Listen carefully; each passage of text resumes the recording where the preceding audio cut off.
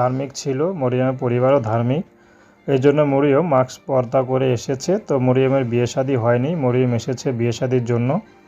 তার পরিবারে আসে শুধু তার মা আর ছোট একটা ভাই। তো মরিয়মের বাবা রিক্সার গ্যারেজ ছিল, তো মরিয়ম বাবাটা মারা যায়। তো যে দেখাশোনা না থাকলে যা হয় আর কি, মরিয়ম বাবা মারা যাওয়ার পরেই রিক্সা একে একে যে চালকরা ছিল তারা বিক্রি করে দিত বা বলতো চুরি হয়ে গেছে।